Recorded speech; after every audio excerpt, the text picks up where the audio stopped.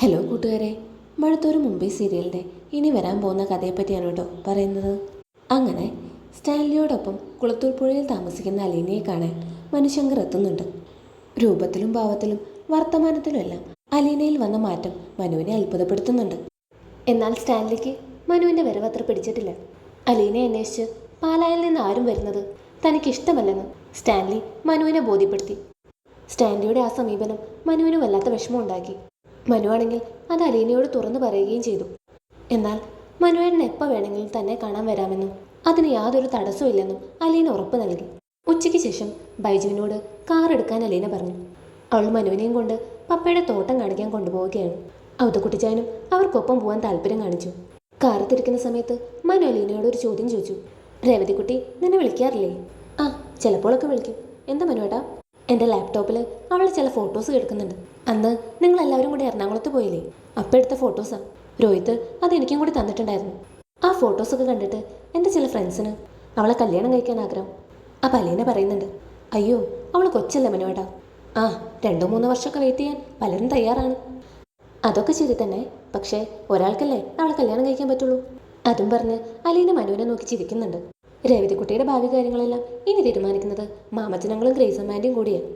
അവളിപ്പോൾ ആ കുടുംബത്തിലൊരു അംഗമല്ലേ.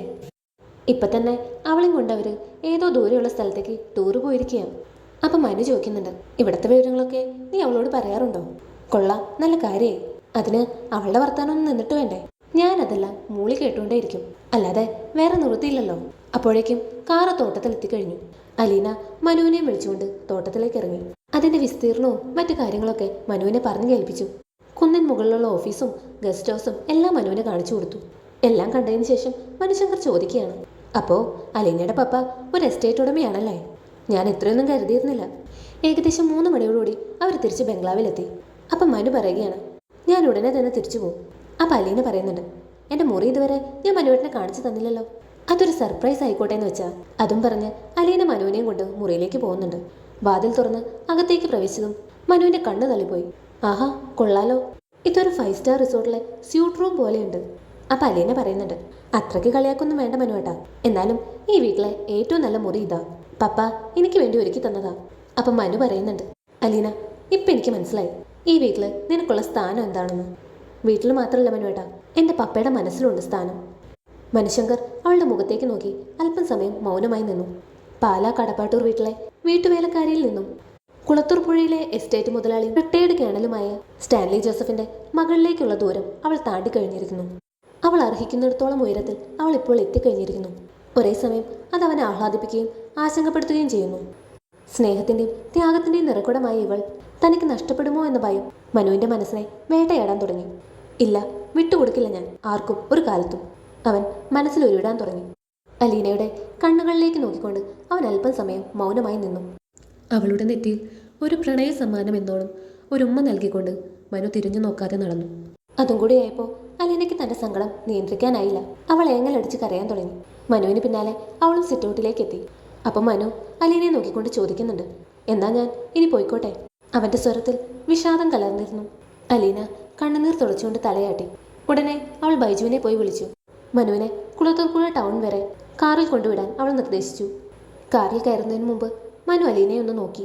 അവൻ എന്തൊക്കെയോ പറയാനുണ്ട്, പക്ഷേ വാക്കുകൾ കിട്ടുന്നില്ല.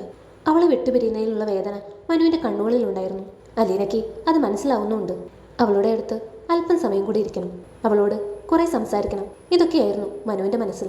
പക്ഷേ എപ്പോഴായാലും പോയല്ലേ പറ്റൂ. വീണ്ടും മനു പറയുകയാണ്, പോട്ടെ, ഞാൻ എത്തിയിട്ട് വിളിക്കാം. കാർ മുമ്പോട്ട് നീങ്ങി. അലീന പിന്നിൽ നിന്നും കൈവീശിക്കൊണ്ടേയിരുന്നു. അവൻ ഇടയ്ക്കിടയ്ക്ക് പിന്തിരിഞ്ഞു നോക്കുന്നത് അലീനയ്ക്ക് കാണാമായിരുന്നു. ഹൃദയത്തിലെവിടെയോ ഒരു വേദന അവൾക്ക് അനുഭവപ്പെട്ടു. മുമ്പൊന്നും അതിത്ര തീവ്രമായിരുന്നില്ല. ഇനി ഒളിച്ചുകളികൾക്ക് അർത്ഥമില്ലെന്ന് അവൾക്ക് മനസ്സിലായി. താൻ മനുവിനെ സ്നേഹിക്കുന്നു. അവളുടെ മനസ്സ് മന്ത്രിക്കാൻ തുടങ്ങി.